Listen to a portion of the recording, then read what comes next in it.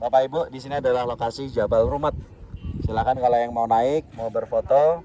Ini adalah lokasi di mana Rasulullah menempatkan 40 pasukan pemanah yang dipimpin oleh Abdullah bin Zubair. Ini ada di gunung ini atau di bukit ini ya. Assalamualaikum. Ya ahla dar qaumil mu'minin.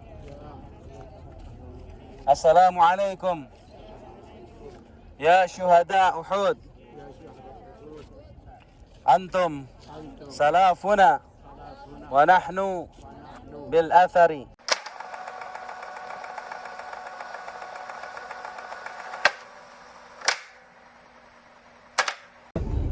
Di Jabal Uhud ini pernah terjadi sebuah peristiwa yang penting selain yang telah saya sebutkan pada awal perjumpaan, yaitu ketika ada Nabi, Abu Bakar, Umar, Utsman, serta Ali dan juga Abu Ubaidah bin Al-Jarrah ketika beliau berada di atas Jabal Uhud. Kemudian gunung Uhud atau Jabal Uhud bergoncang. Kemudian Nabi katakan, "Uthbut ya Uhud, tetaplah wahai Uhud, karena di atasmu adalah seorang Nabi, syahid dan orang-orang yang saleh." Kemudian Jabal Uhud pun, gunung Uhud pun terdiam dari goncangannya. Dan di peristiwa di Jabal Uhud juga pernah terjadi peristiwa peperangan. Ada sebuah peperangan yang disebut sebagai Perang Uhud. Pada saat itu Rasulullah Shallallahu Alaihi Wasallam bersama dengan para sahabat, yaitu berjumlah sekitar 1.000 orang. Kemudian kaum musyrikin mereka memiliki jumlah 3.000 orang. Peperangan terjadi di area Jabal Uhud. Pada saat itu Nabi SAW memiliki rencana, yaitu untuk menempatkan 40 pasukan pemanahnya di atas sebuah bukit kecil bernama Jabal Rumat, yang mana hal ini bertujuan untuk mengcounter serangan dari arah belakang. Kemudian sisa dari pasukannya yaitu berada di barisan terdepan untuk melaksanakan perang secara berhadapan-hadapan. Mulanya pasukan kaum muslimin berjumlah 1.000 orang. Namun ternyata seiring waktu berjalan, ada seorang tokoh munafik bernama Abdullah bin Ubay bin Salul. Abdullah bin Ubay bin Salul ini adalah seorang tokoh di Madinah sebelum datangnya Rasulullah SAW, yang mana dia ini tidak mau beriman kepada Nabi atau dia menyembunyikan kekufuran dalam hatinya, akan tetapi ia bergaul di tengah kaum muslimin.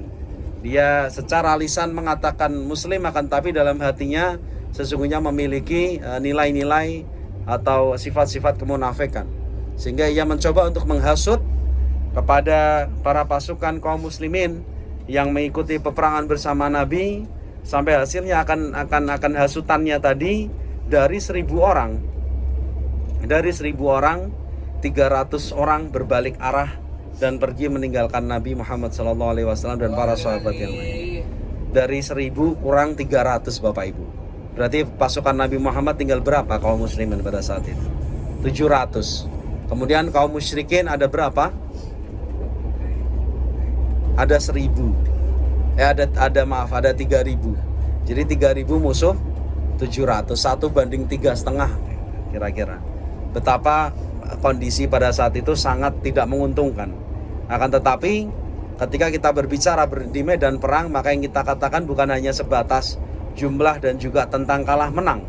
Akan tapi ketika kita berbicara tentang berjihad di jalan Allah, maka semuanya adalah keberuntungan. Tatkala kaum muslimin menang, maka Islam jaya. Maka Islam jaya, Islam akan terus berkembang. Dan ternyata ketika bahkan kaum muslimin kalah di medan perang pun, Allah memberikan mati syahid dan diberikan derajat surga yang begitu tinggi. Jadi dalam kondisi ini kaum muslimin secara mentalitas lebih kuat.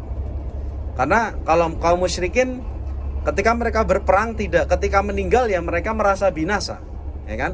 Dan ketika mereka menang, maka dikatakan pada mereka telah memerangi saudaranya sendiri karena berasal dari Mekah. Tidak ada keuntungannya. Tapi bagi kaum muslimin, ketika menang Islam jaya, ketika mereka kalah mati dalam keadaan syahid. Masya Allah. Jadi secara mentalitas, meskipun jumlahnya hanya 700, tapi secara mentalitas kaum muslimin menang.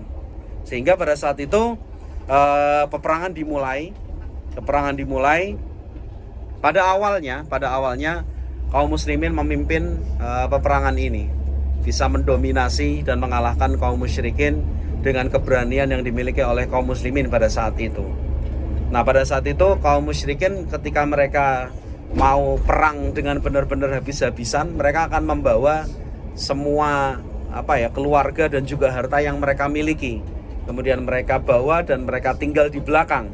Sehingga ketika mereka mau kabur, mereka akan berpikir bahwa nanti keluarga mereka, istri dan anak mereka serta harta yang mereka miliki akan dibawa oleh musuhnya. Sehingga untuk menyemangati mereka dibawa semua harta itu tadi berserta dengan keluarganya. Nah, ternyata ketika peperangan berlangsung, kaum muslimin mendominasi, kaum musyrikin kocar-kacir barisannya. Pada saat itu turunlah sebuah cobaan bagi kaum muslimin. Beberapa pemanah di Jabal Rumat atau di gunung pemanah tadi imannya goyang. Mereka berusaha atau berkeinginan untuk turun dan turut mengambil jariyah, turut kemudian mengambil jarahan perang pada saat itu. Padahal sebelum peperangan dimulai, Nabi Muhammad SAW mengatakan, apapun yang terjadi, meskipun kita menang, meskipun kita kalah, apapun yang terjadi, mohon untuk tidak turun dari jabal ini atau dari bukit ini. Akan tetapi mereka tidak mendengarkan perkataan dari Nabi Muhammad SAW dan mereka dikuasai dengan hawa nafsunya. Akhirnya mereka pun, para pemanah ini, banyak yang turun dari atas bukit. Hanya tersisa dari 40 hanya tersisa 14 saja pemanah di sana. Ketika hal ini terjadi, Khalid bin Walid yang mana pada saat itu belum iman, beliau melihat ada celah di barisan belakang kaum muslimin. Akhirnya dia bersama dengan 200 pasukan berkudanya, dia putar balik kemudian mengepung dari arah belakang. Karena dari arah belakang pasukan pemanah tidak siap, akhirnya diserang dari arah belakang dan juga digempur dari arah depan. Akhirnya pada saat itu kejadian pun berbalik sampai akhirnya kaum muslimin mengalami kekalahan dan banyak sekali sahabat-sahabat yang meninggal dalam peperangan tersebut. Beberapa di antaranya adalah Hamzah bin Abdul Muthalib. Siapa beliau, Hamzah bin Abdul Muthalib? Ada yang tahu siapa itu Hamzah bin Abdul Muthalib? Beliau adalah paman dari Nabi Muhammad Sallallahu Alaihi Wasallam. Beliau terbunuh dalam kejadian ini, dibunuh oleh seorang budak bernama Wahsy. Wahsy ini dia diperintahkan oleh Hindun untuk membunuh Hamzah atau Ali salah satunya. Dengan imbalan dia akan dimerdekakan dari perbudakan. Akhirnya Hamzah berhasil dibunuh oleh Wahsy dan bahkan tubuhnya itu disobek dan bahkan jantungnya diambil oleh Hindun, kemudian digigit, dikunyah-kunyah karena saking dia keselnya. Karena di peperangan sebelumnya ayahnya Hindun, kemudian saudara-saudaranya itu dibunuh oleh Hamzah dan juga Ali dalam peperangan sebelumnya. Ini Jabal Rumat ya di sebelah kiri yang ada orang naik-naik itu Jabal Rumat. Itu terlokasi di mana para pemanah ditempatkan oleh Nabi sebanyak 40 orang. Dan yang besar ini, yang tinggi ini adalah Jabal Uhud atau Gunung Uhud yang ada di kota Madinah. Kemudian juga salah satu yang meninggal dalam peperangan ini adalah Mus'ab bin Umair. Mus'ab bin Umair ini adalah seorang dai yang dikirim oleh Rasulullah SAW pertama kali ke kota Madinah, dan beliau dipercaya untuk memegang panji atau bendera dari kaum muslimin saat peperangan berlangsung. Bahkan ketika itu beliau tertebas tangan kanannya ketika memegang bendera. Kemudian beliau ambil bendera itu dengan tangan kirinya juga ditebas. Akhirnya dua tangannya putus, bendera itu dipeluk, kemudian ditebaslah badannya sehingga terbelahlah badannya dan beliau mati dalam keadaan syahid. Ketika Mus'ab dibunuh, mereka mengatakan qatalna Muhammad, sungguh kami telah membunuh Muhammad. Kenapa mereka mengatakan hal itu? Karena Mus'ab adalah dai pertama yang dikirim oleh Nabi ke kota Madinah, sehingga mereka merasa yaitu paling Nabi Muhammad, karena orang itu adalah yang paling mereka sering lihat di kota Madinah. Sampai pada saat itu para sahabat kebingungan, mereka merasa bahwa Rasulullah telah terbunuh padahal beliau beliau tidak terbunuh dalam kejadian ini. Akan tetapi banyak sekali luka-luka yang beliau derita, mulai dari gigi yang patah, kemudian luka tebasan dan juga berdarah, kemudian berbagai macam jenis luka beliau miliki pada saat itu. Hanya dari kejadian itu kaum muslimin diingatkan oleh Allah, ya kan? Diingatkan oleh Allah tentang kejadian perang Uhud, yang Allah mengatakan fabima kasabat aidikum, kekalahan yang terjadi adalah sebab dari tangan kalian sendiri, sebab perbuatan kalian sendiri, yang mana kalian tidak mau mendengarkan, tidak mau mentaati perintah dari Rasulullah Sallallahu Alaihi Wasallam. Ketika diperintahkan untuk tinggal di Jabal Rumat, ternyata mereka tergiur dengan jarahan perang. Akhirnya mereka meninggalkan dan mengesampingkan sabda Nabi, sehingga keburukan, mafsadah terjadi dan kekalahan terjadi pada mereka. Insya Allah kita akan turun berfoto dan kita akan melihat lebih dekat, Bapak Ibu. Jadi di belakang kita di sebelah sana, ini adalah Jabal Rumat. Rumat itu artinya adalah pemanah. Jadi di kawasan ini, di gunung ini yang kecil ini, Rasulullah SAW menempatkan 40 pemanahnya berada di sana, dipimpin oleh Abdullah bin Zubair. Akhirnya ada yang sisa dari pasukan beliau berhadapan dengan kaum musyrikin secara langsung, dan yang 40 ditempatkan di sini oleh Nabi. Nabi berpesan, apapun yang terjadi, meskipun kami menang ataupun kalah, jangan pernah meninggalkan Jabal Rumat ini. Kalau yang belakang kita ini adalah Jabal Uhud. Ini yang besar ini dari ujung sana sampai ke ujung sini. Dan ini adalah Masjid Jami' Syuhada. Masjid Jami' Syuhada dibangun Syuhada Uhud. Ayo. Jadi di masjid ini bersampingan dengan di sana adalah kuburan dari para syuhada perang Uhud. Ketika mereka dimakamkan oleh Nabi, sambil jalan ke sana ya. Saya lanjutkan ya. Jadi di makam sana itu pada saat 70 syuhada Uhud dikuburkan dalam keadaan yang Masya Allah. Hanya ada beberapa yang bahkan dapat kain kafan, dan banyak yang nggak mendapatkan kain kafan. Bahkan saking kondisi minimnya pada saat itu, ketika ditutupkan kepala, kakinya kelihatan.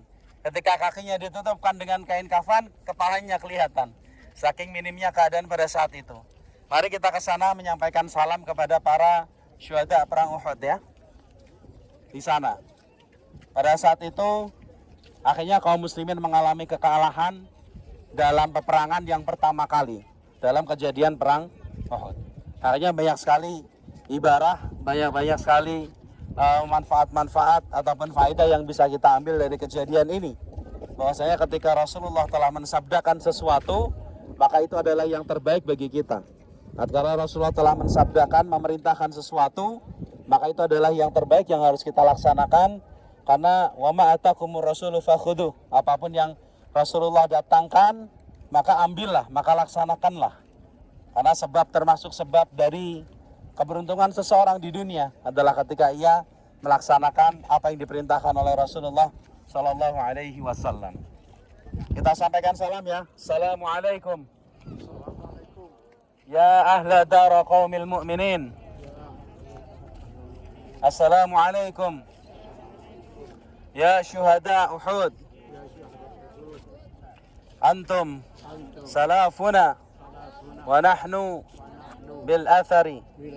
Allahumma ighfir lahum warhamhum wa'afihim wa'fu anhum wa akrim nuzulahum wa wasi' mudkhalahum waghsilhum bil ma'i wal thalji wal barad ونقيهم من الخطايا كما نقيت ثوب الأبيض من الدنس وأبدلهم دارا خيرا من دارهم وأهلا خيرا من أهلهم وأدخلهم جنة.